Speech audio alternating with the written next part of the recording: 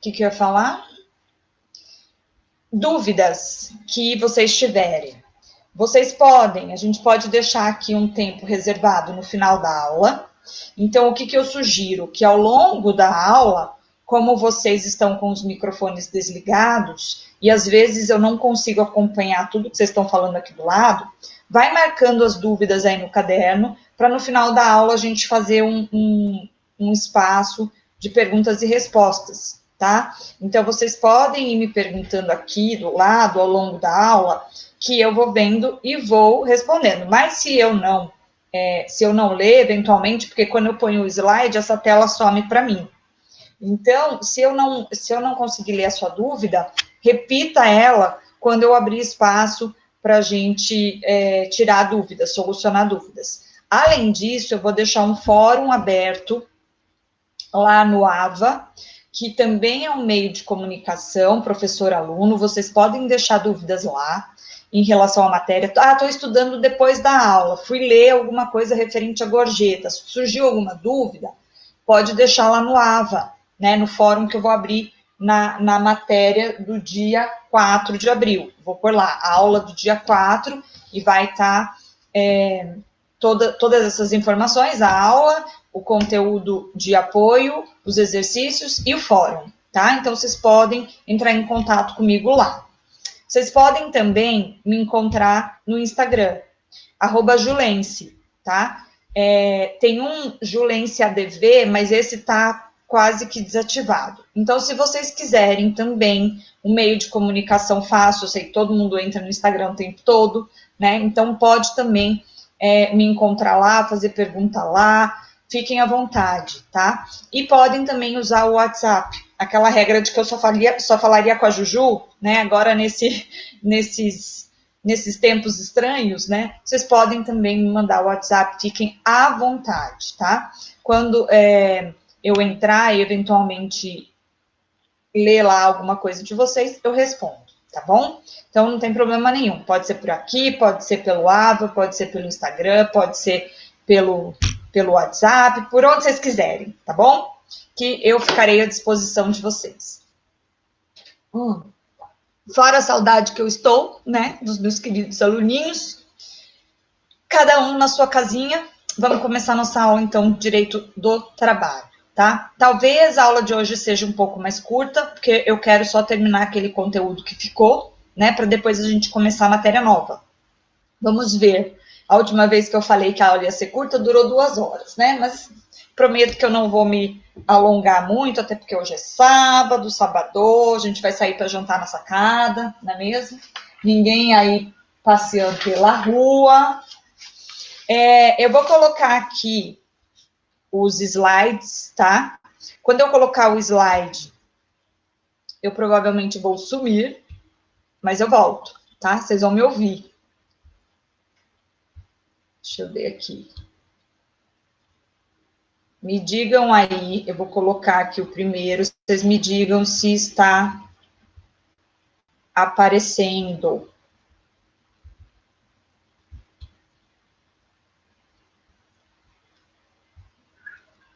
Tá aparecendo aí meu slide? Apareceu? Agora eu tirei. Isso, então ótimo. Então vamos lá. Hoje nós vamos continuar aquela nossa aula de... porque, Amanda, é porque eu saí agora, mas estava aparecendo. Já vou voltar o slide, tá? Daqui a pouco vocês já vão entender a dinâmica. Eu vou e volto, vou e volto, vou e volto, tá? Olha só. A gente estava falando de salário e remuneração, lembram? E eu disse para vocês que o salário era a contraprestação paga, né, pelo empregador ao empregado, em razão dos serviços prestados. Então, o salário era a contraprestação paga diretamente pelo empregador ao empregado, porque nós sabemos que o contrato de trabalho tem por característica a onerosidade, não é mesmo? Se eu trabalho sem desejar, né, sem objetivar uma contraprestação, eu não estou realizando uma relação de emprego. Eu posso estar aí numa relação de trabalho voluntário, por exemplo, né? Então, quando eu falo de uma relação de emprego, uma das características desta relação é a onerosidade, né? Temos aquelas 5, uma delas é a onerosidade. Então, eu tenho aí o recebimento dos salários. E eu disse para vocês que a CLT, ela faz uma distinção entre salário e remuneração, né? Disse para vocês que o salário são aquelas verbas pagas diretamente pelo empregador ou empregado. Agora, a remuneração, ela se define como salário mais gorjetas. Lembram disso? Então, quando eu falo em remuneração, eu estou incluindo aí as gorjetas. E aí nós estudamos várias coisas sobre salário, características do salário, característica alimentar, lembram? Falamos 2 aulas só sobre o salário. E hoje nós vamos falar um pouquinho de remuneração, ou seja, nós vamos falar da gorjeta, né? Vamos entender o que é esse instituto trabalhista que gera reflexos nos contratos de trabalho, no que concerne, no que se refere à remuneração do empregado. Então, olha só, quando eu falo de salário, eu estou englobando apenas aquele pagamento realizado pelo empregador diretamente ao seu empregado. Quando eu falo de remuneração, eu estou falando do salário adicionado às gorjetas. E o que são as gorjetas? Todo mundo aqui já pagou lá no restaurante, né, na notinha, veio ali um adicional de 10% relacionado à gorjeta. Ou você mesmo já deu uma gorjeta para um garçom num barzinho. Então, é algo que nós temos já enraizado na nossa cultura, né, na nossa tradição. Aqui no Brasil, nós vamos ver já que o sistema adotado é o facultativo, de forma que eu não sou obrigado a pagar a gorjeta para aquele que me serviu, aquele que me prestou os serviços. Mas se eu o fizer, essa gorjeta, ela certamente integrará a remuneração desse trabalhador, tá? Já nós vamos chegar na questão da facultatividade da gorjeta. Olha só, a gorjeta, eu vou abrir aqui o meu slide, tá? Daqui a pouco eu volto. A gorjeta, eu coloquei aqui para vocês um conceito, né?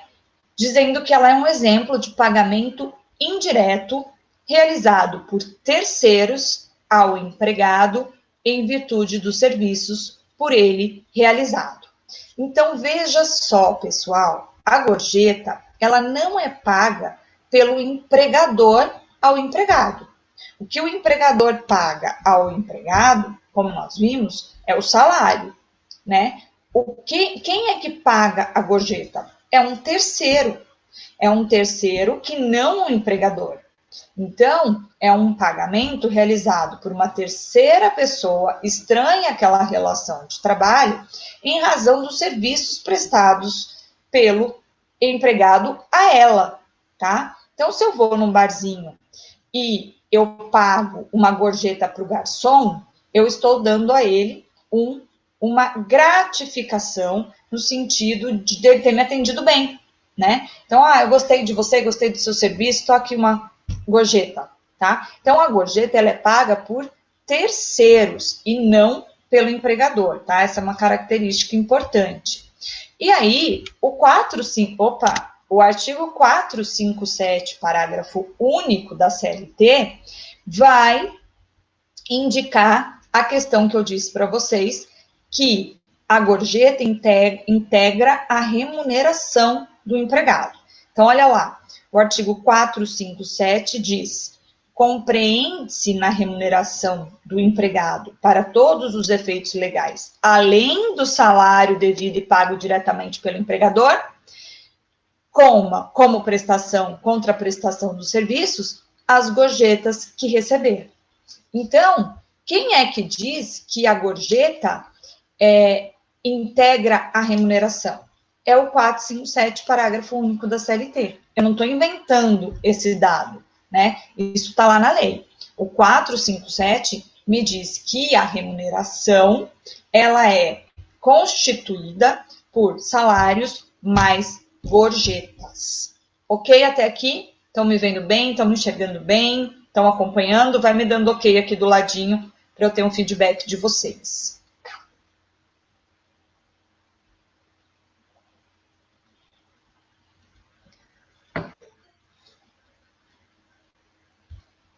Oi, Felipe, pode falar. O slide.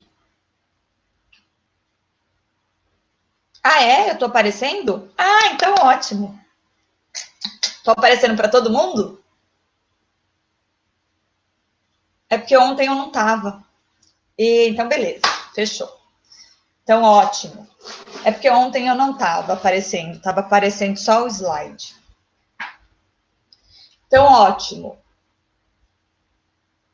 É porque, Amanda, não apareceu nenhuma hora para você o slide? É porque agora tô eu aqui. Eu tirei o slide. Então, eu vou deixar o slide aqui do ladinho. Peraí. Vê se agora vai aparecer. Apareceu aí, Mandinha? É que quando eu coloco o slide, para mim, eu não vejo mais vocês, entendeu? Não apareceu? Que estranho. Ah lá, para o Léo tá aparecendo. Então deve ser alguma coisa do seu computador, não? Para o Matheus apareceu, para a Júlia apareceu. Amanda, sai e entra de novo. Isso. Vamos fazer isso, ver se dá certo. Você vai me falando aqui do ladinho.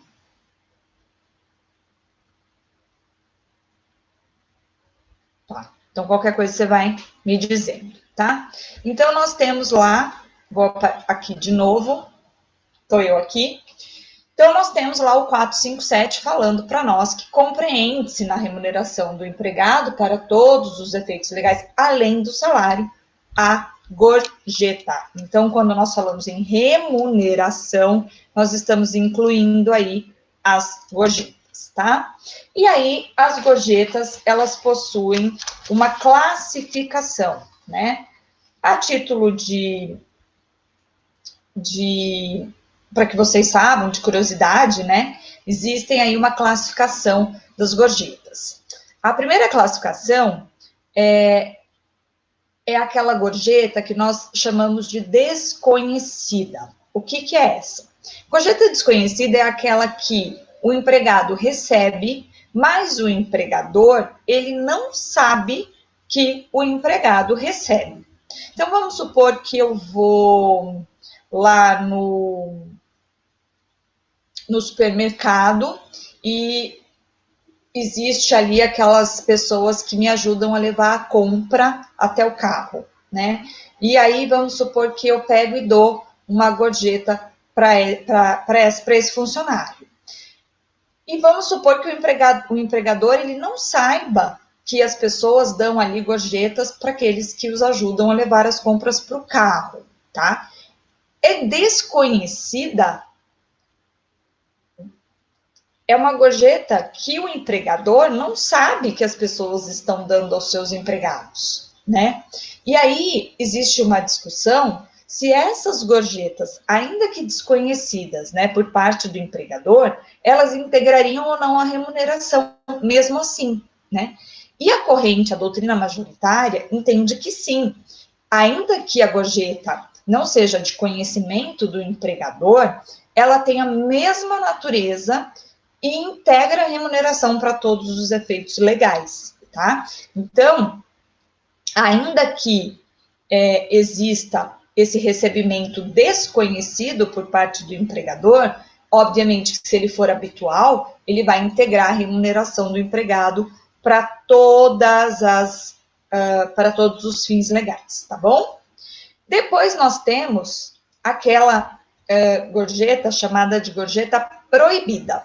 O que é a gorjeta proibida? É aquela que o empregador impede expressamente o empregado de receber. Então, vamos supor que nesse mesmo estabelecimento, nesse supermercado, o empregador ele tenha empregados que ajudem os clientes a levar a mercadoria para o carro.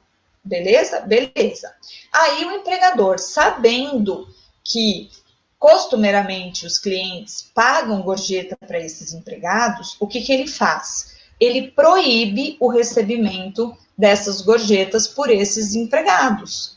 E ele fala assim, olha, vocês vão levar a compra do pessoal no carro, mas a hora que chegar lá, você não pode receber gorjeta. Por que o empregador faz isso?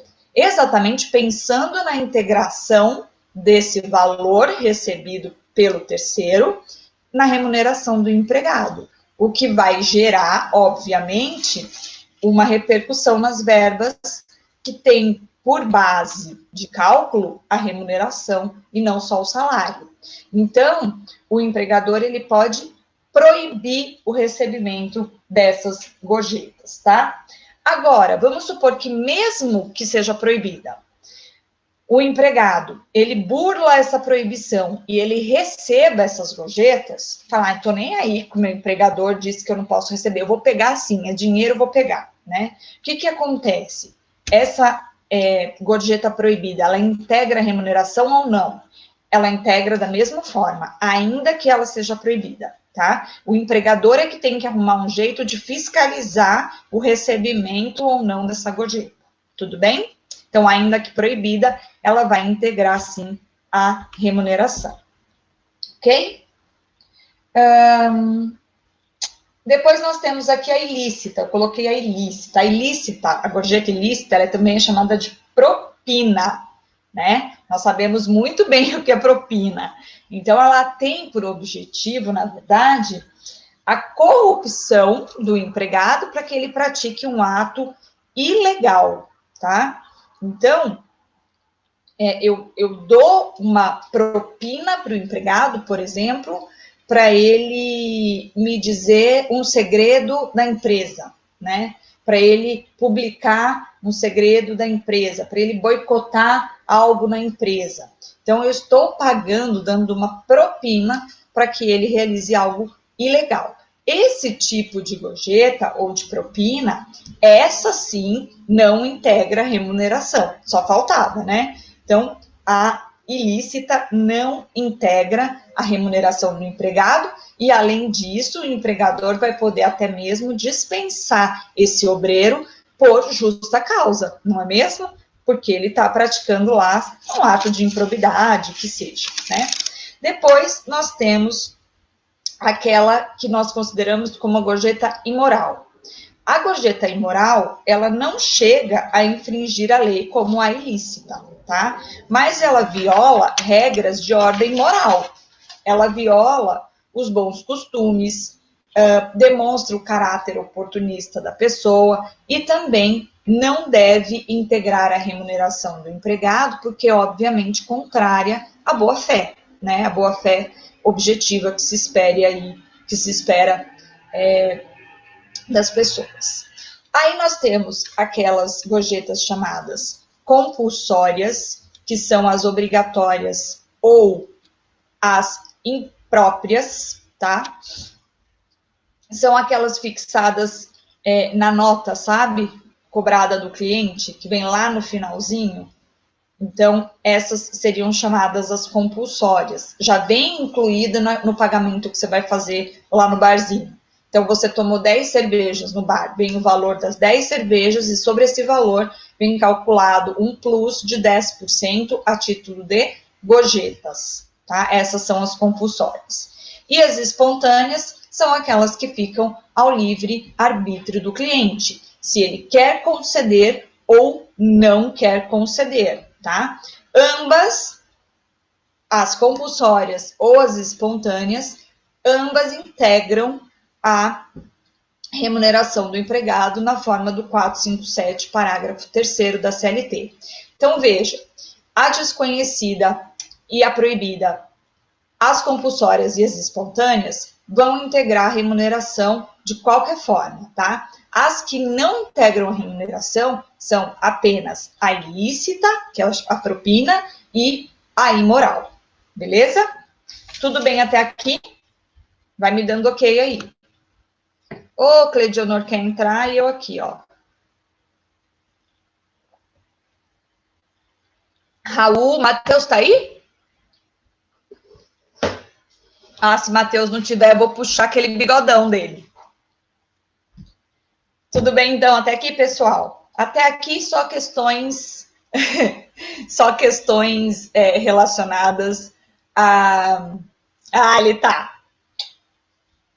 Só questões relacionadas mesmo à doutrina, à classificação, tá? Coloquei duas observações aqui, na minha preparação aqui da aula, que eu vou ressaltar para vocês.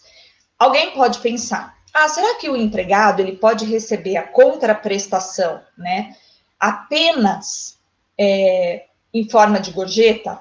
Ou seja, a remuneração toda dele, o salário dele, vamos pôr assim, pode ser só em gorjetas? Não, tá? Ainda que ele receba muito mais de gorjeta do que de próprio salário. Então, você pode pensar na hipótese de um garçom receber um salário mínimo.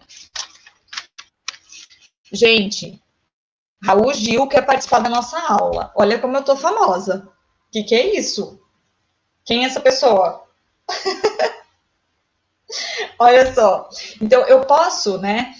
O garçom, ele pode receber um salário mínimo para trabalhar no bar, de salário mesmo, e ele pode fazer muito mais dinheiro com as gorjetas que ele recebe, por exemplo, no final de semana. Então, você poderia pensar, olha, só com gorjetas ele recebe, sei lá, R$2.000, mais que o salário mínimo. Então, ele poderia ser pago só com esse valor? Não, tá? Ele não pode ser pago só com o valor de gorjeta. Ele tem que ter salário, ainda que menor, mais as gorjetas. Ele não pode ser só remunerado com base em gorjetas, até porque a gorjeta é um valor pago por uma terceira pessoa, não é nem pago pelo empregador. Então, você desoneraria totalmente o empregador do pagamento desse empregado? Então, não pode, tá? Então, ele tem que sempre receber o salário mais a gorjeta, ainda que a gorjeta seja superior ao valor do salário, tá bom? Outra observação que eu fiz é que a gorjeta, ela não é obrigação do empregador, certo? E sim a concessão por uma terceira pessoa. Portanto, a gorjeta, ela não é inserida em todo aquele sistema de proteção salarial, que a gente já falou um pouquinho nas aulas passadas, né, em relação aos descontos, em relação à irredutibilidade, lembram? Questão da empenhorabilidade, todas essas questões, elas são estranhas à figura da gorjeta, porque a gorjeta não é salário. Então, todas aquelas medidas que nós estudamos de princípios que tem por objetivo salvaguardar o salário do empregado, não são aplicáveis às gorjetas, porque essas não são salário, não são pagas diretamente pelo empregador ou empregado, mas sim por terceiros. Tá? Hoje nós vamos estudar mais algumas regras relacionadas à proteção do salário e que, obviamente, são estranhas à figura da gorjeta, tá? Então,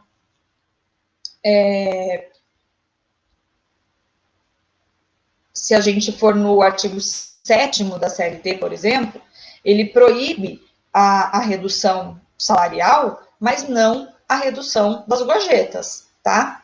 Devo dizer que existem alguns posicionamentos aí na doutrina em sentido contrário, mas é corrente minoritária, beleza? Então, ótimo, deixa eu ver qual que é o próximo tema aqui no nosso slide. Olha só, vamos falar da repercussão das gorjetas no contrato de trabalho, né? O que acontece?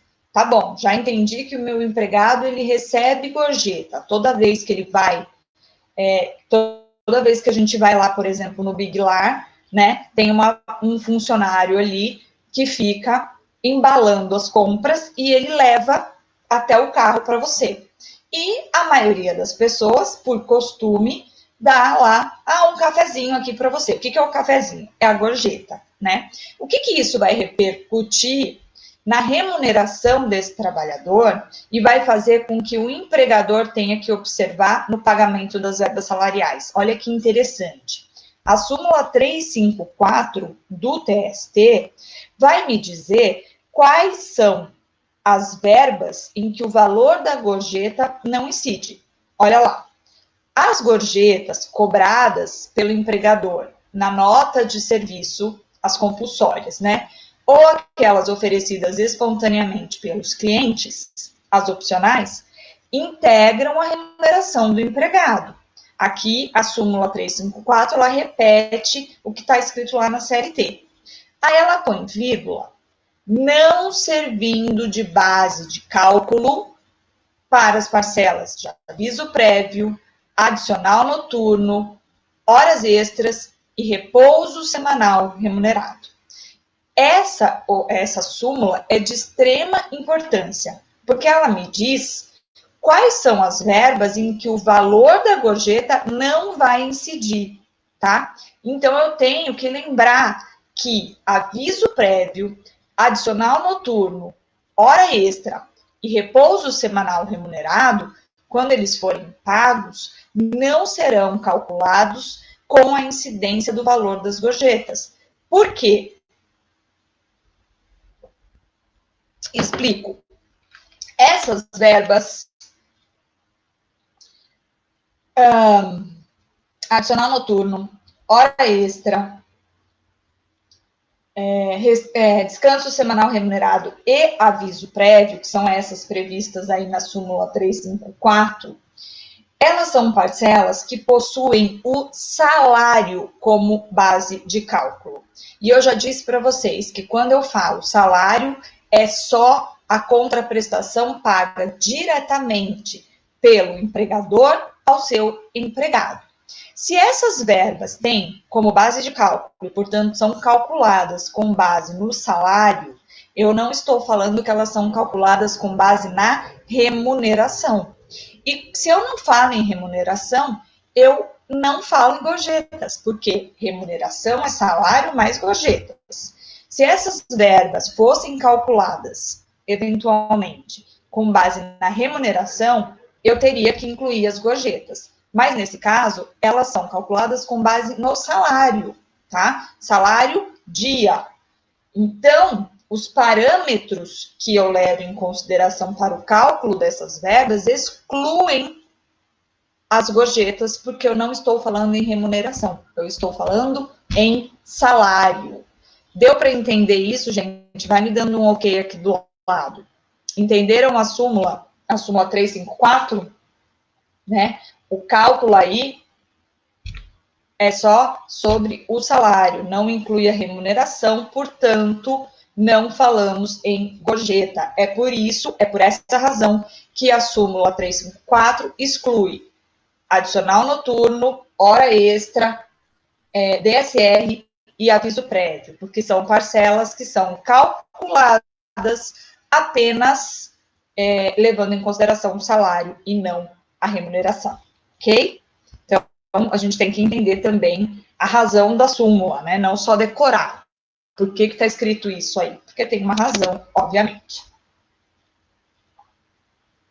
Então, coloquei aqui de novo para vocês, repetindo, né, que as gorjetas não integram o salário, mas sim a remuneração do empregado, e que a contraprestação não pode ser fixada exclusivamente na base da gorjeta, né? Faltou um azinho ali. Então, isso já foi dito. Também já disse que o Brasil adota o sistema facultativo, né? Ou seja, o cliente ou o terceiro, ele não é obrigado a pagar a gorjeta, mesmo que ela venha incluída na nota de pagamento, tá? Então, prestem atenção. Uma vez logo que eu mudei aqui para Cuiabá, eu fui num barzinho, esqueci o nome. Bom, esqueci o nome. E estava muito cheio.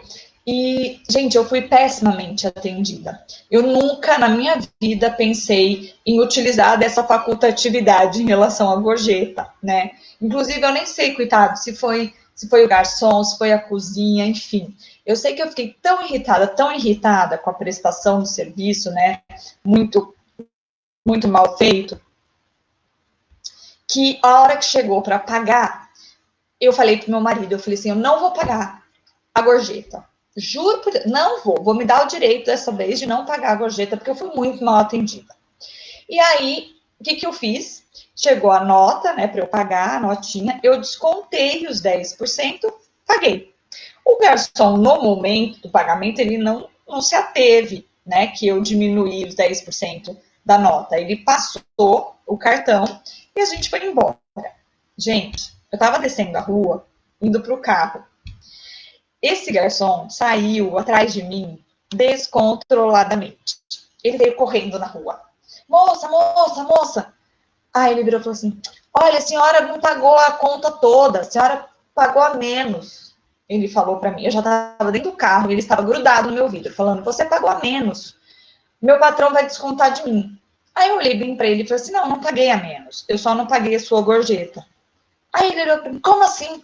Eu não paguei a sua gorjeta, eu fui muito mal atendida, eu não estou feliz com os serviços prestados pelo senhor, e eu descontei a gorjeta. Não, isso não pode. Eu falei, pode. Eu vou chamar o meu, como é que ele falou? Eu vou chamar o meu chefe. Eu falei, então você chama, que eu já aproveito e já reclamo do senhor para ele. Ai, gente, coitado, depois eu fiquei até com dó de não ter pago a gorjeta, mas é que foi muito ruim. Aí, eu sei que ele gritou, esbravejou e saiu da janela e eu pude ir embora, né? Depois eu até me arrependi, coitado, de não ter pago lá a gorjeta para ele, mas enfim, é tão incrustado, enraizado na nossa cultura pagar, né, essa gorjeta, que quando você não paga, causa estranheza, né? E eu nem sei se ele sabia ou não que eu podia optar por não pagar, né? Então, coitado, no fim eu não paguei. E aí depois, eu não sei o que aconteceu, ele se resolveu lá com o chefe dele. Quando a gente vai naquele restaurante que abriu agora aqui em Cuiabá, o Outback, lá o garçom ele vem ao final, ele traz a sua conta e ele pergunta para você se ele pode incluir os 10% de gorjeta ou um valor superior que você quer adicionar ali no pagamento, né? Isso é bem bacana. Então, eles são orientados a chegar na mesa, explicar a conta direitinho, né, para o cliente e falar, posso incluir o valor da gorjeta? E aí, se você foi bem atendido, você fala, não, pode, tal, né? Ou não, fala, não pode. Nos Estados Unidos, é um país que tem esse costume da gorjeta também muito enraizado. Né? Todo lugar que você vai ali, na conta, quando chega a conta para você, tem um lugarzinho, tipo uma linhazinha, para você colocar o quanto você quer dar de gorjeta para aquele empregado, tá? Agora, o que a gente tem que lembrar é que as gorjetas, ainda que elas sejam cobradas na nota, elas são para o empregado e não para o empregador, né? Tem muito estabelecimento que não repassa esse valor de 10%, por exemplo, para o seu empregado, e isso é errado, tá? Essa gorjeta é do trabalhador. O que a empresa pode fazer é, eventualmente, reter todo o valor arrecadado a título de gorjeta e depois dividir igualmente aos empregados, mas ela não pode ficar para ela com esse valor, tá bom? Ok? Vamos voltar aqui, então, para o nosso slide.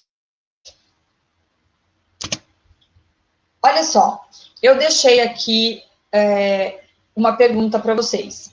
É cabível a proibição, né, do empregador quanto à percepção das gorjetas?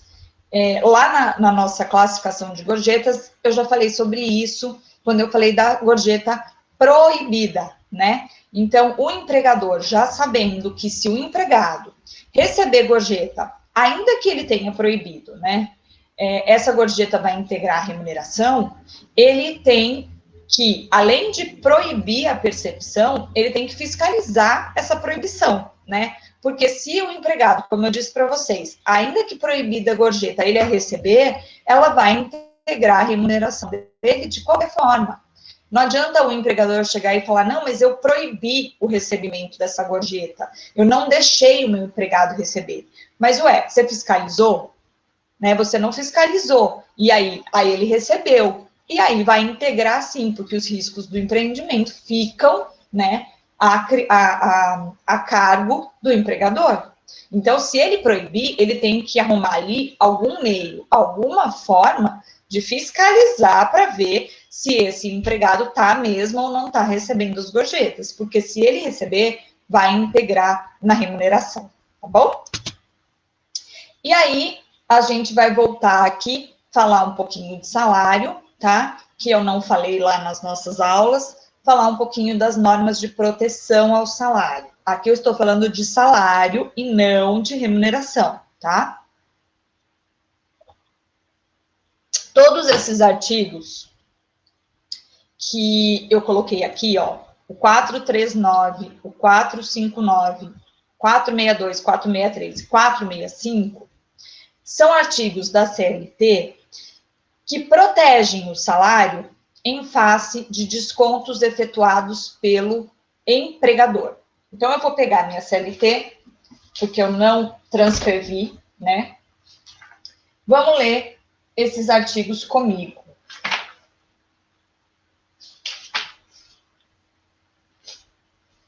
Olha lá, o artigo 439, deixa eu abrir aqui na minha CLT, só um minutinho. Artigo 439 da CLT. Vamos ler junto, tá? Você abre aí no seu computador o artigo 439 da CLT. Eu acho que eu já falei dele em algum momento da aula com vocês, mas vamos falar de novo, tá? Então, eu tenho 3 tipos de norma que protegem o salário, tá?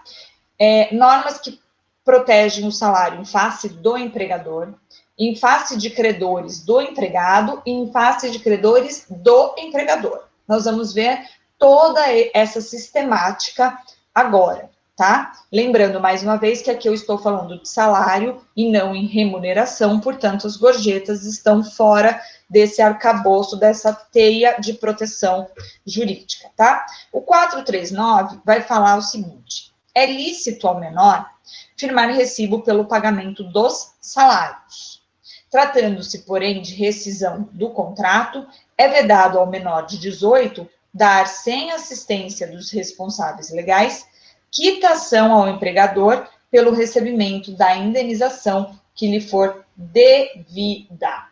Isso aqui, eu já acho que falei com vocês desse artigo.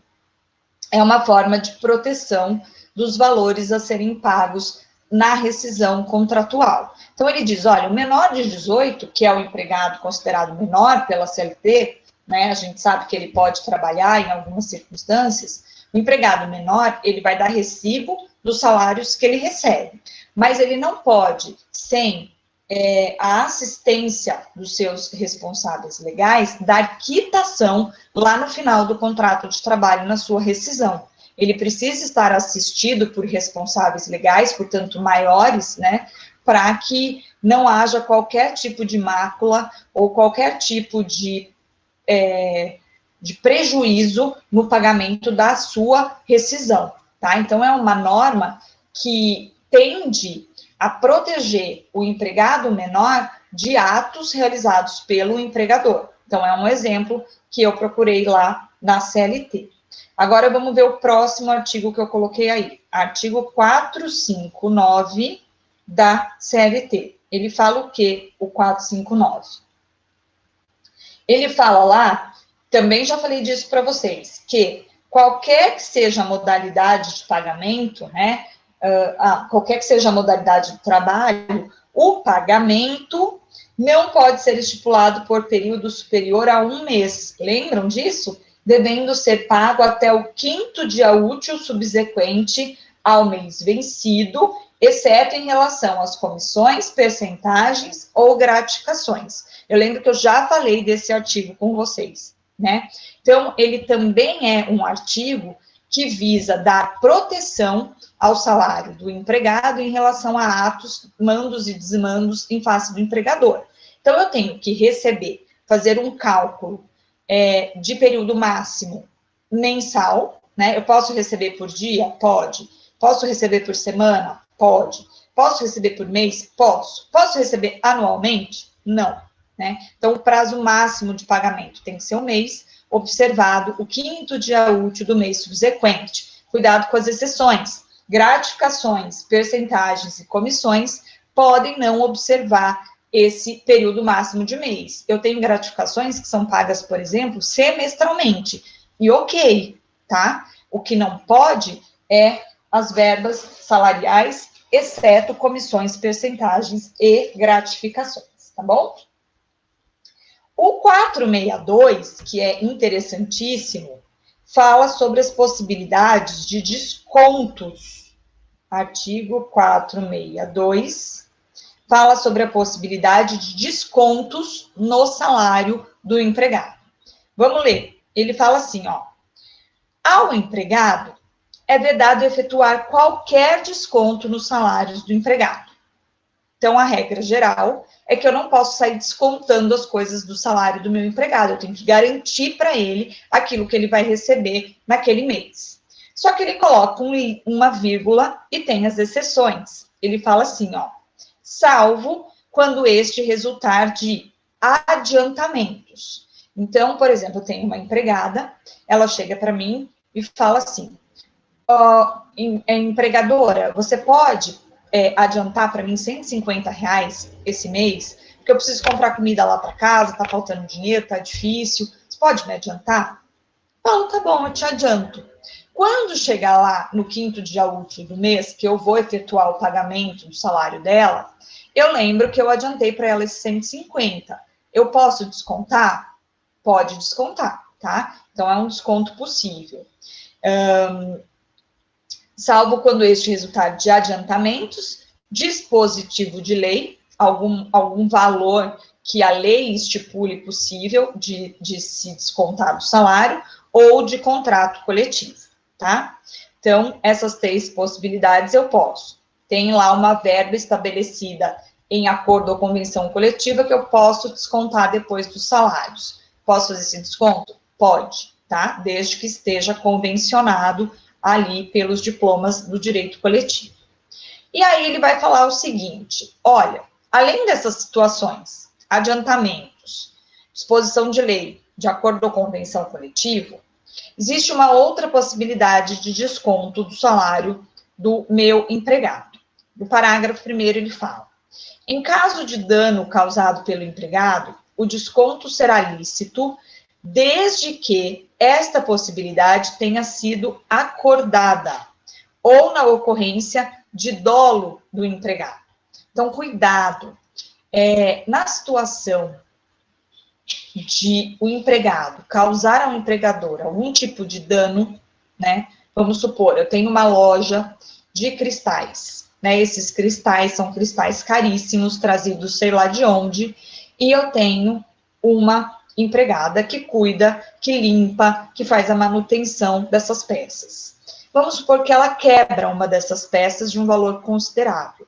Eu vou poder descontar do salário dela essa peça que ela quebrou? Depende. Eu preciso analisar. Primeiro, se ao contratar essa empregada, eu deixei essa cláusula estabelecida no contrato de trabalho. Olha, qualquer coisa que você quebrar nessa loja, qualquer item, será descontado do seu contrato.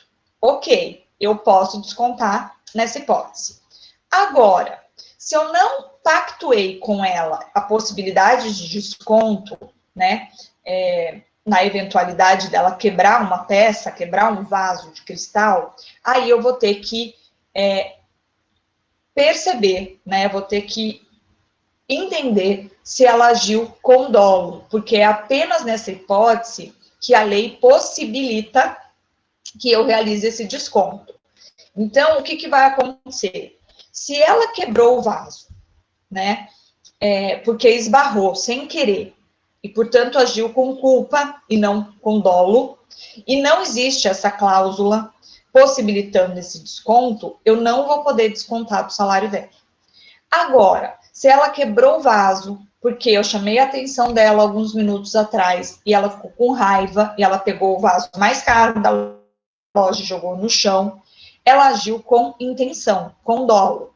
E aí sim, ainda que eu não tenha uma cláusula, né, que eu acordei com ela a possibilidade desse desconto, se ela o fez com dolo, eu posso descontar do valor do salário, tá? Caso contrário, não.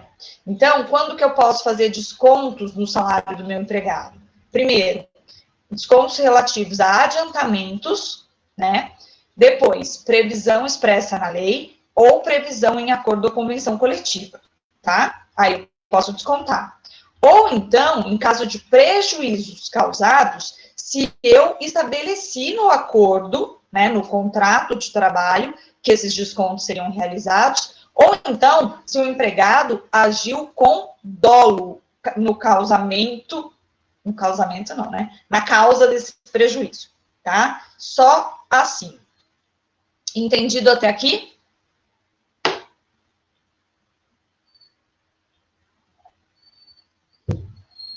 Cadê vocês? Já dormiram? Carol tá aí. Outra Carol também. Felipe, Léo, Helder. Muito bem. Vamos ler o parágrafo 2º desse mesmo artigo, tá? Olha só, ele fala assim: é vedado à empresa que mantiver armazém para venda de mercadorias aos empregados ou serviços estimados a proporcionar-lhes prestações in natura, exercer qualquer coação ou induzimento no sentido que os empregados se utilizem do armazém ou dos serviços. Olha só, você não pode, tá? Exercer aquilo que nós chamamos de truck system. Olha só, eu tenho uma mercearia na minha empresa e eu vendo alimentos para os meus empregados, tá? Eles podem ali tirar os alimentos e depois eu desconto dos salários deles. Está previsto lá no nosso contrato, na nossa norma coletiva, é possível. Tudo bem. Agora, eu não posso exigir que o meu empregado consuma na minha mercearia, né, de acordo com os preços que eu estabeleci e depois desconte dele, tá? E isso eu não posso fazer, de jeito nenhum. Então, isso está escrito lá no parágrafo 2º, eu não posso exercer qualquer tipo de indução ou de coação para que o empregado se utilize desse armazém ou do serviço que eu estou propondo ali para ele, tá? Ele usa se ele quiser, tá bom?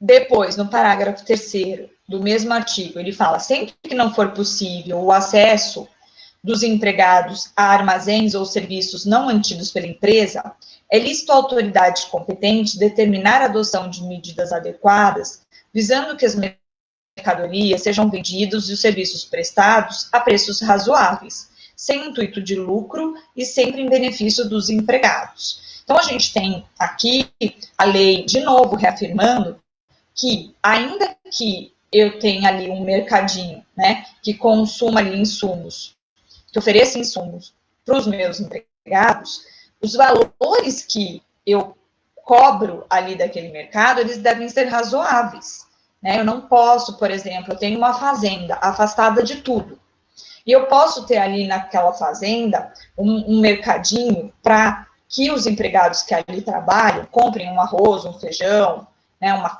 carne. Você pode, até para facilitar a vida desses empregados que estão distantes da cidade. Agora, o valor que você vai cobrar pelos produtos aí comercializados devem ser razoáveis, tá? Então, a lei reafirma aquilo que eu falei para vocês. E, por fim, o parágrafo 4º ainda fala: observado o disposto neste capítulo, é vedado às empresas limitar, de qualquer forma, a liberdade dos empregados de dispor do seu salário. Ou seja, eu sou empregada, eu recebo meu salário, eu gasto com o que eu quiser. No caso, roupa, sapato, cabeleireiro, né, meninas? Mentira. Eu gasto o que eu quiser. Meu empregador, ele não vai determinar no que eu vou gastar o meu salário. Eu tenho livre arbítrio no que eu quero fazer com o meu salário. Então, é uma outra norma de proteção do salário em face aos mandos e desmandos do empregador, tá? Próximo aqui, deixa eu ver qual artigo que eu coloquei. depois do 462, eu coloquei o 463. O 463 estabelece que o salário pago ao empregado deve ser realizado em moeda corrente no país. Obviamente, para facilitar a utilização desse salário, né? Imagine que eu trabalho aqui no Brasil e o meu empregador me pague em libras. Vou adorar, porque a libra é super valorizada. Mas, sei lá, numa moeda chinesa. Não, chinesa não é uma moeda, sei lá, da Tailândia, né? Isso vai dificultar muito a utilização desse valor, dessa contraprestação por mim, né? Ninguém vai aceitar uma moeda chinesa, japonesa, sei lá como é que chama, outros tipos de dinheiro.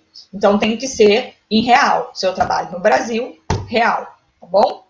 E, por fim, o pagamento será feito em dia útil e no local de trabalho, dentro do horário de serviço ou imediatamente após. É o que estabelece o 465, tá? É claro, pessoal, que o 465, ele está tentando facilitar o recebimento de salários pelo empregado. Mas nós sabemos, e é comum, os pagamentos feitos em depósito bancário. E isso é extremamente possível, tá? Não é que porque o artigo 465 diz que o pagamento deve ser feito no local do trabalho, que, por exemplo, eu trabalho na Univaga, eu só posso receber dentro da Univaga. Não, eu posso receber também por depósito na conta bancária, sem problema nenhum, tá? Tudo bem? Então, essas são normas, exemplos que a gente pega ali da própria CLT, que tem por objetivo proteger o salário de atos do empregador, tá? Agora, nós temos outras disposições, até mesmo no Código de Processo Civil, né, que vai aí proteger o empregado e os seus salários em face dos credores do próprio empregado. Então, vamos supor a hipótese, por exemplo, que eu sou empregada, né? E eu estou devendo para um monte de gente. Estou devendo para a Amanda, para o Matheus, para o Eric, estou devendo para todo mundo, né? Esses meus credores, eles vão ter acesso ao meu salário? Então, vamos ver o que a legislação faz para proteção do meu salário em face dos meus próprios credores. Olha lá. O próprio artigo 833, inciso 4 do CPC, do Código de Processo Civil, ele traz lá, o 833, ele traz um rol de bens que são bens impenhoráveis, né? Não sei se vocês já estão estudando execução em processo civil, acredito que ainda não, né? Mas vocês vão estudar lá, quando estudarem execução, esse artigo 833. E ele traz lá uma série de bens que são considerados impenhoráveis, tá? E dentre esses, ele traz no artigo 4, que eu coloquei lá para vocês, que são impenhoráveis: os vencimentos, subsídios, soldos, salários, remunerações, proventos de aposentadoria, pensões, pecúlios e os montepios, que são aqueles recebidos, acho que pelos militares, bem como as quantias recebidas por liberalidade de terceiro, né, gorjetas, e destinados ao sustento do devedor e da sua família, os ganhos do trabalhador autônomo e os honorários do profissional liberal. Aí ele vai colocar uma ressalva que nós vamos ver em seguida. Então, o meu salário, né, independente dele ter o nome de salário, soldo, montepio, honorários, a minha remuneração, ela fica protegida, né, em face dos meus próprios credores. Então, eu devo para um monte de gente. O meu salário vai poder ser penhorado? Inicialmente, não, tá? Então, sei lá, o juiz, na execução, ele vai procurar uma outra conta, que não seja uma conta salário, para fazer a penhora online, ele vai procurar um outro bem que eu tenha, uma casa, desde que não seja bem de família, né?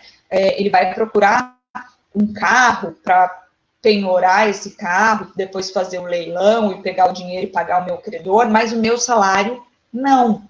Por quê? A gente tem que lembrar da natureza do salário. Os salários têm natureza alimentar. Se eu penhoro o salário de alguém para pagar um credor, eu estou retirando dessa pessoa a oportunidade de se alimentar, de se vestir, de pagar comida para a família, de lazer, né, de todas aquelas utilidades que a gente estudou, tá? Então, essa é a razão da impenhorabilidade do salário, devido ao seu caráter alimentar. Agora, vamos olhar o parágrafo 2º, que ele faz umas exceções, né? Ele fala o seguinte, ó, o disposto no inciso 4 do caput não se aplica à hipótese de penhora para pagamento de prestação alimentícia, independentemente de sua origem, bem como as importâncias excedentes a 50 salários mínimos mensais. Então, veja que o parágrafo 2º do 833 do CPC, ele excetua algumas hipóteses. Ele fala que, olha, se você for devedor de prestação alimentícia, né, sei lá, você aí está devendo prestação, a pensão do filho, né, seus salários poderão, sim, ser penhorados, tá? E segundo, se você tem uma quantia salarial que exceda 50 salários mínimos, a parte que exceder também pode ser penhorada. Então, a gente tem que lembrar dessas exceções, tá? No primeiro caso, da pensão alimentícia, porque também é uma verba que tem natureza salarial não, alimentar, né? Então, nós temos aí que colocar na balança e fazer um peso de qual parcela teria aí uma significância maior, e nesse caso, a gente não pode falar que a prestação de alimentos, ela seja menos importante do que o salário, né? Então, você pode penhorar os salários em caso de dívida relacionada a prestações, né, alimentícia, e aquilo que sobejar, deixa eu voltar aqui, aquilo que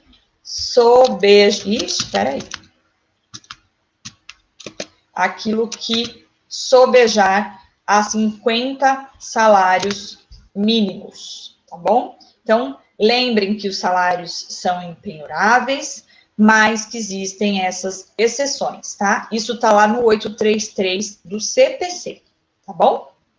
E aí, nós temos também uma proteção dos salários em face dos credores do empregador. Então, quem tem credor nesse caso não é o empregado, é o seu empregador, né? É o empregador que está devendo para outras pessoas. Essas outras pessoas, que seriam credores, poderiam vir e pegar o dinheiro da empresa, inclusive aquele dinheiro separado para pagar os salários, né? Nós temos, nesse caso, a Lei 11.101 de 2005, que é a Lei de Falência e Recuperação Judicial, tá? Olha só, essa lei, lá no artigo 83, ela estabelece uma classificação de pagamentos de créditos na falência da empresa, na falência e na recuperação, tá? Sendo que deve-se observar essa ordem para a realização de pagamentos de credores. Então, a empresa, ela tem dívida, a empresa está falindo, né? Ou ela entrou ali com um projeto de recuperação judicial. Ela tem que pagar os funcionários, ela tem que pagar os fornecedores, né? Ela tem que pagar uma série de coisas, tributos, ela tem que pagar, está devendo para Deus e o mundo. A lei estabelece que a primeira verba que essa empresa tem que pagar é o crédito derivado das relações de trabalho, portanto, os salários dos seus empregados.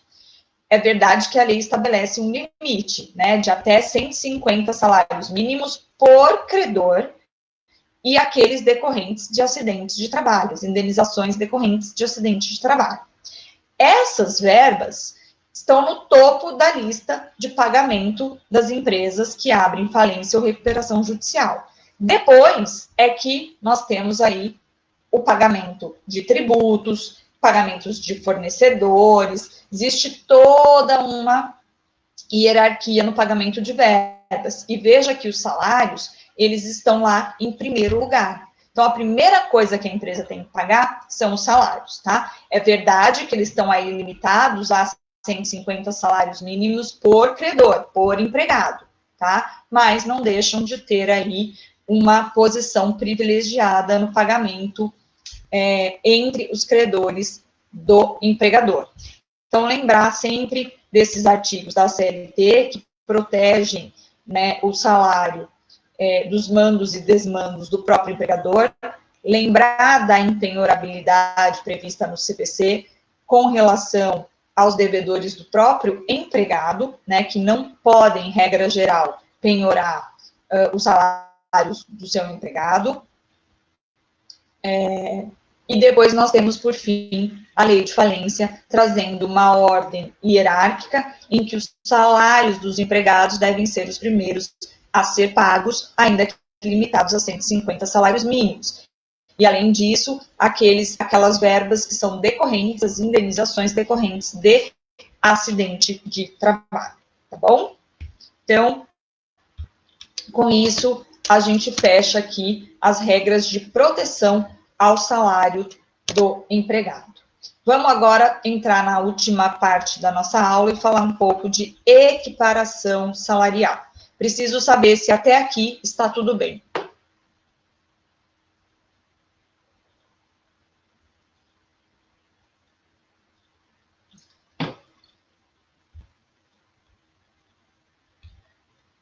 Então, aí ainda, não me deixaram aqui sozinha, não dormiram. Joia. Então, até aqui estamos bem, né?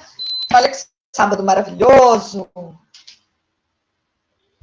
Então, vamos falar um pouquinho da equiparação salarial e aí a gente fecha a aula de salário, tá bom? Olha só, equiparação salarial,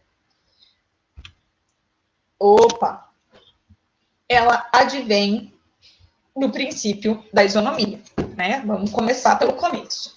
Eu tenho que tratar de forma igual os iguais, de forma desigual os desiguais na medida da sua desigualdade. É isso que me traz o princípio da isonomia. Então, a equiparação salarial, a ideia da equiparação salarial, ela é baseada, sim, no princípio da isonomia, e ela está prevista no artigo 7º, que é o nosso artigo constitucional do coração, né, artigo 7º, inciso 30 da Constituição, que elenca lá os direitos dos trabalhadores. E ele proíbe a diferença de salários, de exercício de funções e de critérios de admissão por motivo de sexo, idade, cor ou estado civil.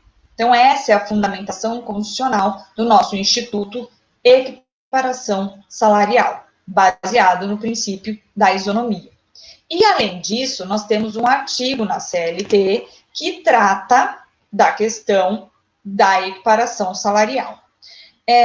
Trocando em miúdos, a equiparação salarial, ela nada mais é do que você tratar de forma igual os iguais. Então, se eu trabalho numa empresa e eu exerço a função X, e o Antônio trabalha na mesma empresa, exercendo a mesma função X, nós devemos receber o mesmo salário. Não é porque eu sou mulher que eu vou receber 30% a menos. Imagina, isso não acontece, né? Então, aqueles que exercem na mesma empresa a mesma função devem receber o mesmo salário. E se, eventualmente, eu recebo menos, sei lá por quê, porque eu sou mulher, por exemplo, eu posso entrar com uma reclamação trabalhista e requerer nessa reclamação que o meu salário seja equiparado àquele empregado que ganha mais, apesar de realizar as mesmas funções que eu realizo, tá? Então, o 461, ele traz para nós os requisitos que eu vou identificar aqui na minha no meu slide como número 1, 2, 3, e eu fui misturando ali em meio ao artigo. E depois a gente lê a súmula 6, a súmula 6 do TST, que faz referência também à questão da equiparação salarial. Então, diz lá o 461 da CLT. Sendo idêntica a função a todo trabalho de igual valor prestado ao mesmo empregador no mesmo estabelecimento, corresponderá igual salário, sem distinção de sexo, etnia, nacionalidade ou idade. Então, olha lá, o primeiro requisito para a equiparação salarial é a identidade de funções. Então, os empregados, eles devem exercer exatamente a mesma função, nem mais, nem menos. Acho que eu já dei esse exemplo para vocês em sala de aula, de um reclamante, né, que era meu cliente, e a gente tinha uma ação de equiparação salarial. Era o único pedido da minha petição inicial, da minha reclamação trabalhista. E eu disse para ele, antes de entrar na audiência, eu reiterei para ele que ele tinha que falar para o juiz que ele exercia a mesma função do Zezinho. Igual. Era a mesma coisa, né? Porque o juiz ia tomar lá o depoimento pessoal dele e ele tinha que externar para o juiz o que acontecia de fato, que ele exercia a mesma função do Zezinho. Ok, deu início à audiência e a primeira pergunta do juiz para ele foi: o senhor exercia as mesmas funções do Zezinho? Ele olha bem para a cara da juiz e fala assim: excelência, falou até bonito, chamou o juizão lá de excelência. Excelência, eu fazia até mais. Acabou com a minha ação, né? Quando ele falou eu fazia até mais, ele está dizendo para o juiz que ele não fazia a mesma função, que a função era diferente, ele fazia mais, né? Então, olha só, a função tem que ser idêntica, tem que ser igual.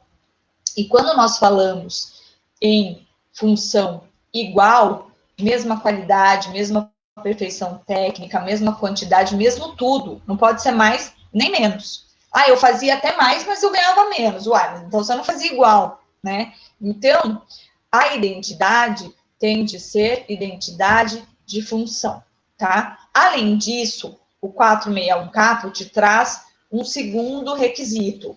Eu não coloquei aqui número 2, né? Ficou faltando. O número 2, segundo requisito, é que a prestação dos serviços, né, tem de ser ao mesmo empregador.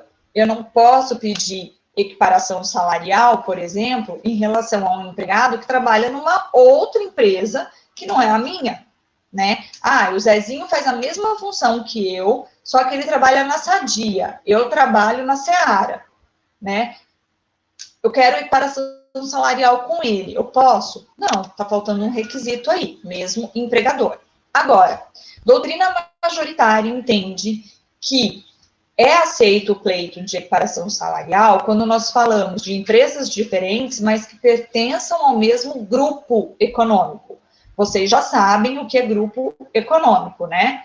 Lá o artigo 2º da CLT traz o conceito de grupo.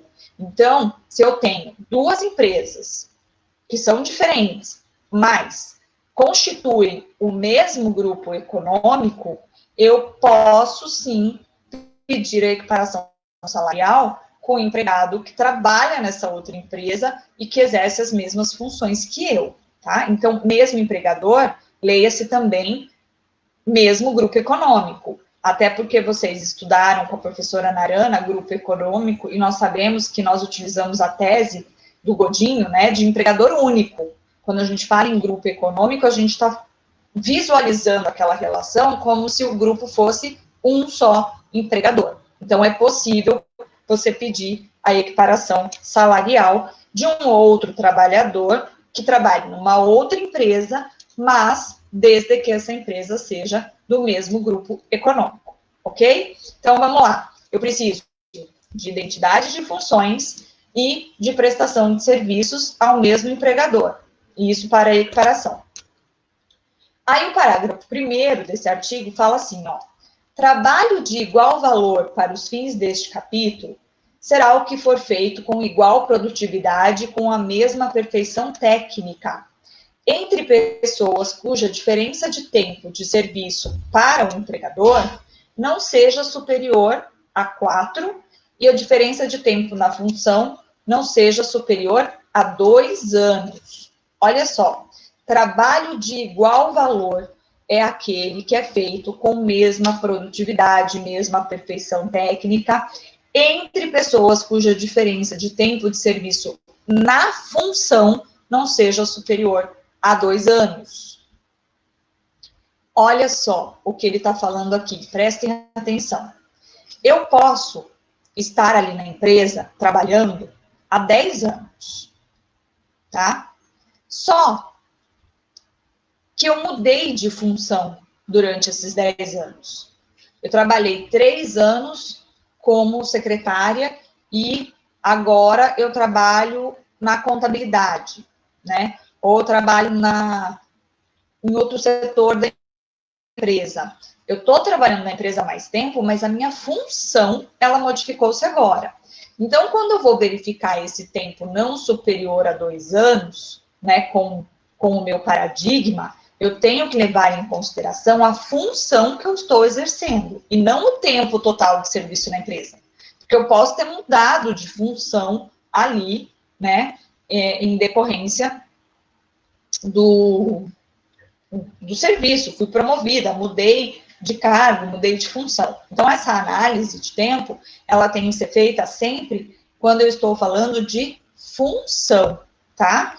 Então, as pessoas, os 2 trabalhadores, o que eu pego como paradigma e o paragonado, a diferença de tempo de serviço na função não pode ser superior a 2 anos, tá? Se for superior, descaracteriza a equiparação, beleza? Depois, 4º requisito, né, na verdade, mesma localidade. Então, eu preciso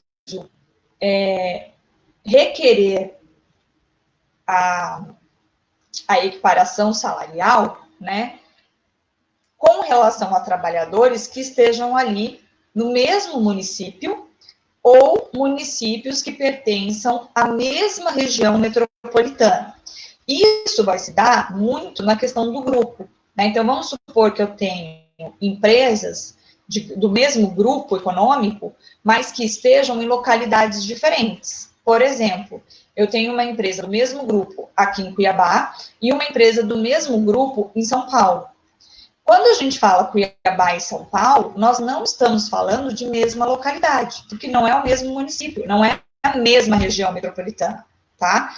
Então, descaracteriza-se a equiparação. Eu não posso pedir equiparação com um trabalhador de outra empresa de São Paulo, se eu trabalho numa empresa em Cuiabá, ainda que seja do mesmo grupo econômico, tá?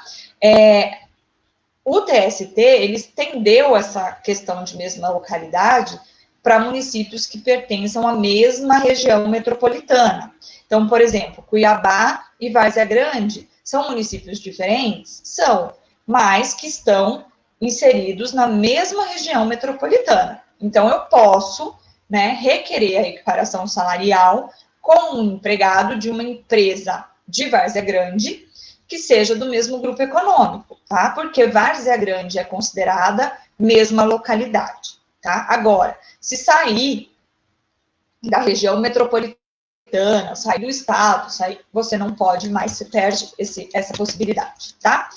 Aí vem o parágrafo 5º que diz: a equiparação salarial só será possível entre empregados contemporâneos no cargo ou na função, ficando vedada a indicação de paradigmas remotos, ainda que o paradigma contemporâneo tenha obtido a vantagem em ação judicial própria. Daí eu retiro o meu 4º requisito, que é a simultaneidade na prestação de serviços. Ou seja, os empregados envolvidos, eles têm que ter trabalhado naquela empresa ao mesmo tempo, tá? Porque o que acontece muitas vezes é que a empresa, objetivando diminuir o seu custo, né, diminuir a sua folha de pagamento, ela pode, eventualmente, pegar um empregado que está ali há muito tempo, recebendo naquela função muito dinheiro, demitir esse funcionário, contratar um outro para exercer a mesma função com salário menor.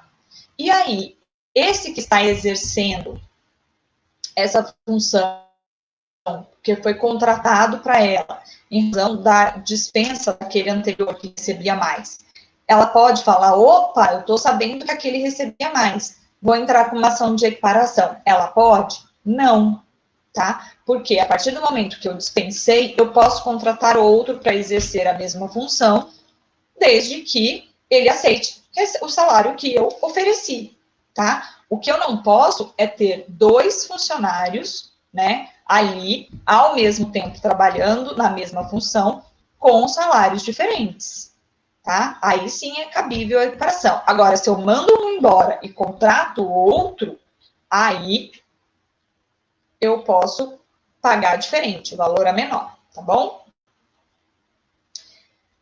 O TST entende ser desnecessária que, ao tempo da reclamação, reclamante e paradigma estejam a serviço da empresa, desde que o pedido se relacione com a situação pretérita. O que acontece nesse caso? E que começou a existir uma cisânia, né? Começou a existir aí um conflito em relação a isso. Olha, TST ele diz o seguinte: eu preciso de simultaneidade na prestação dos serviços, no momento em que eu estou trabalhando, certo? E não no momento em que eu proponho a reclamação trabalhista. Pode ser que no momento que eu proponho a minha reclamação trabalhista, o meu paradigma, que é a pessoa que eu estou objetivando igualar o meu salário, ele não trabalhe mais na empresa. Ele já saiu, ele foi demitido, ele pediu para sair, enfim. Mas nós trabalhamos juntos na mesma função nessa empresa por algum tempo, no passado, tá? Só que hoje ele já saiu e eu estou aqui. Então, o que eu posso requerer de acordo com o entendimento do TST? Eu posso requerer a equiparação desde que o pedido se relacione com o passado, porque lá no passado, né, óbvio que dentro do prazo prescricional, né, lá no passado, eu trabalhei com essa pessoa, exercendo a mesma função, com a mesma qualidade, mesma perfeição técnica, mesma produção, e eu recebia menos que ela. Aí eu posso? Pode, porque houve ali um tempo em que os dois exerceram simultaneamente a mesma função. É diferente do caso que eu falei anterior, né? Você tinha um empregado exercendo a função, esse empregado saiu e a empresa contratou outro. Esse outro que foi contratado, ele pode pedir equiparação salarial com aquele que foi demitido? Não, porque eles não trabalharam ao mesmo tempo nessa empresa, na mesma função. Agora, se isso aconteceu, os dois trabalharam por um tempo na mesma função e havia uma diferença salarial, aí sim o TST entende que eu posso entrar com a reclamação trabalhista, tá? Até aqui, alguma dúvida, pessoal?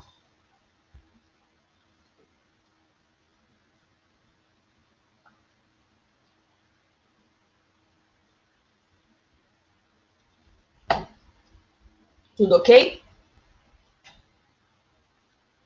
Já estamos acabando, tá? Vamos só terminar a equiparação. Aí, o próximo é o parágrafo 2º. Ele diz o seguinte, ó, os dispositivos deste artigo não prevalecerão quando o empregador tiver pessoal organizado em quadro de carreira ou adotar por meio de norma interna da empresa ou negociação coletiva plano de cargos e salários, dispensada qualquer forma de homologação ou registro em órgão público. Então, um requisito para que eu possa requerer a equiparação salarial é a inexistência de quadro organizado em carreira, tá? Se a empresa ela tem lá uma disposição que atenda, né, a promoção por tempo de serviço, etc., se ela tem o quadro de carreira organizado, a sua evolução salarial, ela tem que atender os requisitos do quadro de carreira, tá? De forma que não como eu pedir a equiparação salarial com alguém que está num patamar acima do meu naquele quadro de carreira. Então, dentre os requisitos da equiparação salarial, só vou voltar aqui para a gente retomar, são esses 6 requisitos. Primeiro requisito, identidade de função, tá? Depois, prestação de serviços ao mesmo empregador, lembrando que aqui eu incluo o grupo econômico. Terceiro requisito, trabalho de igual valor. Quarto requisito, na mesma localidade. Quinto requisito, simultaneidade na prestação dos serviços e inexistência de quadro organizado em carreira. Sexto requisito, tá bom? Aqui ficou 5, que eu esqueci de pôr o número 2 aqui, ó, prestação de serviços ao mesmo empregador. Então, são 6 requisitos no meu pedido de equiparação salarial, tá bom? Tudo bem até aqui? Aí o parágrafo 4º, ele fala o seguinte, ó, o trabalhador readaptado em nova função por motivo de deficiência física ou mental atestada pelo órgão competente da Previdência não servirá de paradigma para fins de equiparação salarial.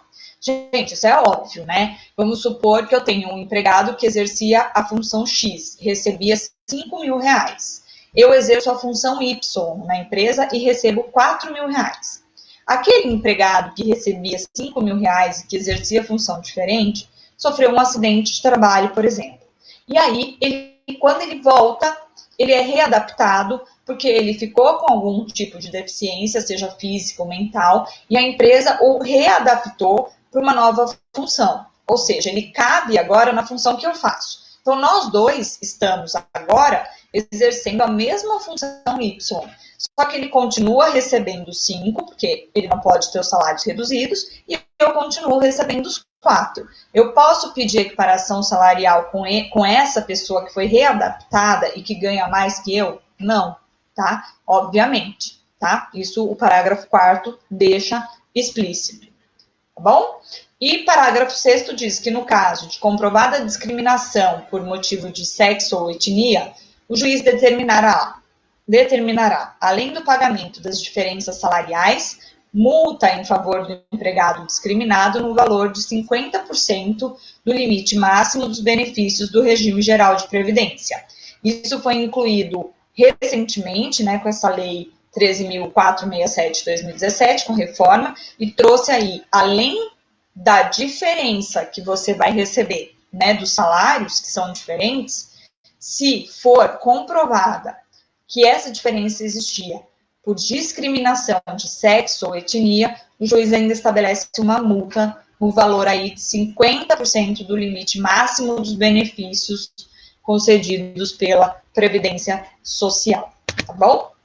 Coloquei aqui o nome do requerente, que é o empregado que requer a equiparação, ele vai ser chamado de paragonado, e o modelo, o empregado que eu considero como meu modelo, é chamado de paradigma, tá? Então, são denominações diferentes, e por isso que eu coloquei aí para vocês.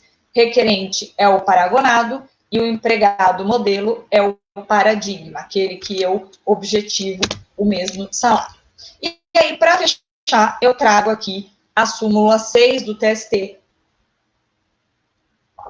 que fala de equiparação salarial, tá? A súmula 6, ela traz uma série de incisos, itens, né? Não sei como é que a gente chama isso, falando da questão da equiparação.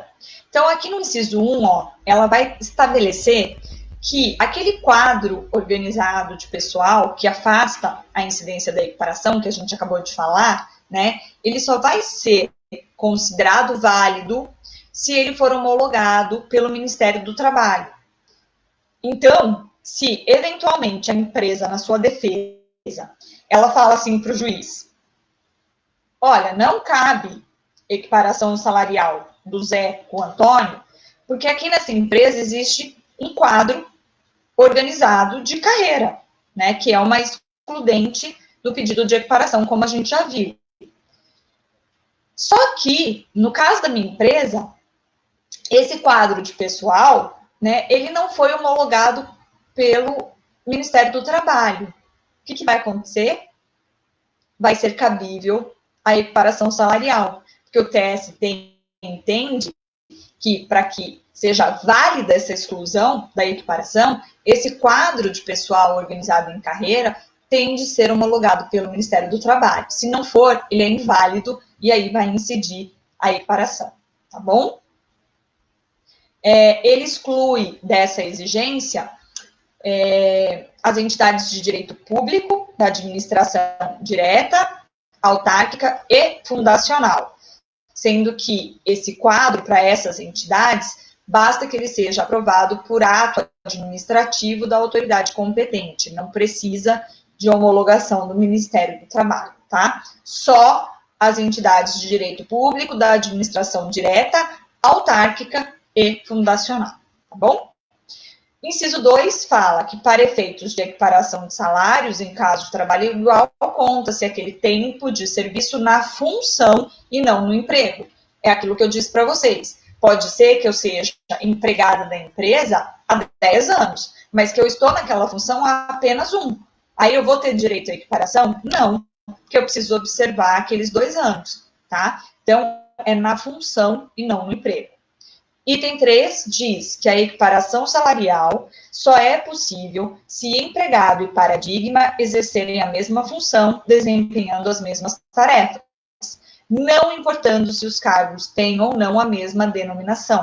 O que acontecia? Às vezes, o empregador, para camuflar, né, essa função idêntica, ele dava o nome de uma função para o empregado A e o nome de outra função para o empregado B. Mas, no frigir dos ovos, na realidade, lembrando que o contrato de trabalho é um contrato realidade, eles exerciam a mesma função, só tinham nomes diferentes, né? Então, ainda que tenham nomes diferentes, mas desde que seja a mesma função, é cabível o pedido e o deferimento da equiparação salarial, se ela preencher todos aqueles 6 requisitos, tá bom? É desnecessário que, ao tempo da reclamação sobre a equiparação, o reclamante e paradigma estejam a serviço do estabelecimento, desde que o pedido se relacione com situação pretérita, que é aquilo que nós já falamos, né? Eu posso não estar trabalhando ali no momento da reclamação com o paradigma, mas eu já trabalhei com ele em algum momento. Eu posso? Posso, desde que respeitado aí a questão... Esqueci o que eu falei. A prescrição, né? O prazo prescricional. Aí o 5 fala da cessão de empregados, que a cessão de empregados não exclui a equiparação salarial, embora exercida a função em órgão governamental estranho a cedente, se esta responde pelos salários do paradigma e do reclamante. Espera aí que eu ouvi um barulhinho aqui. Alguém perguntou alguma coisa e eu perdi?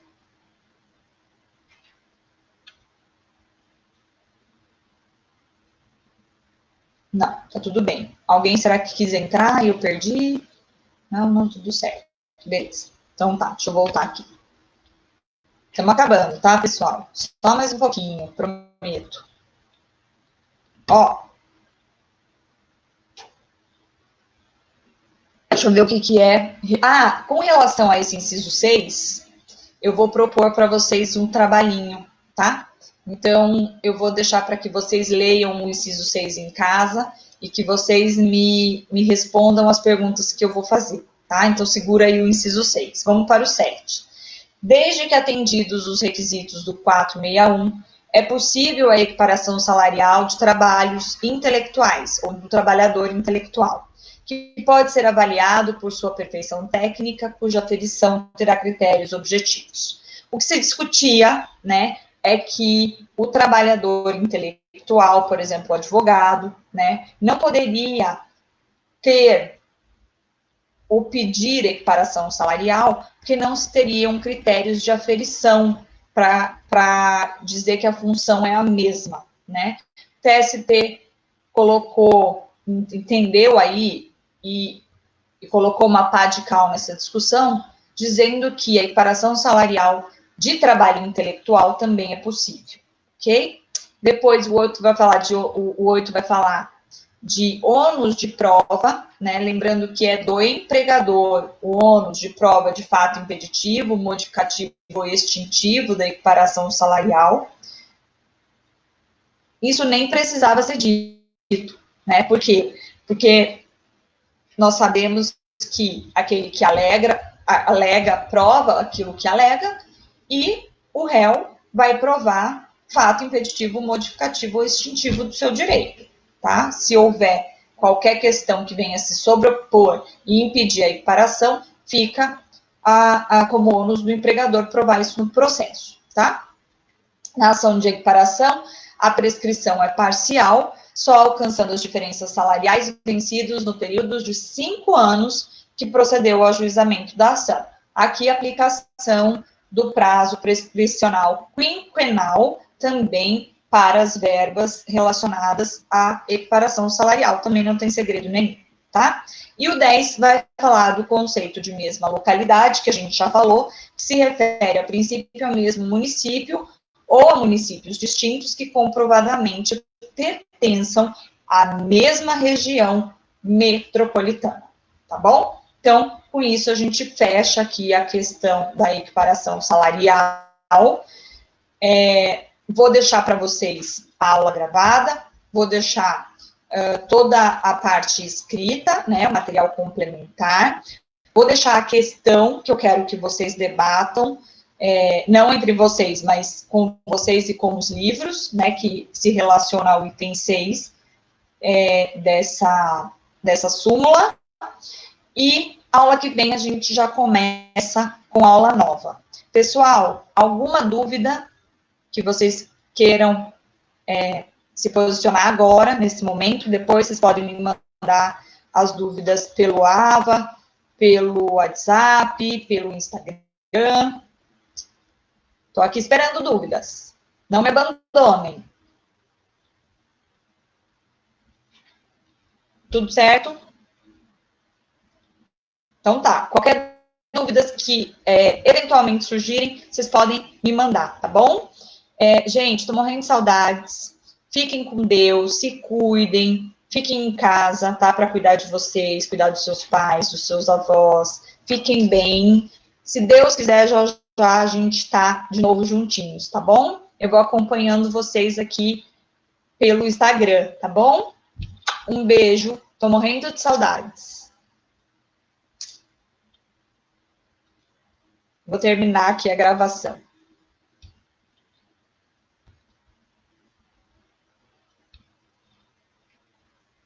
Aproveitem o sábado em casa, hein? Bom fim de semana.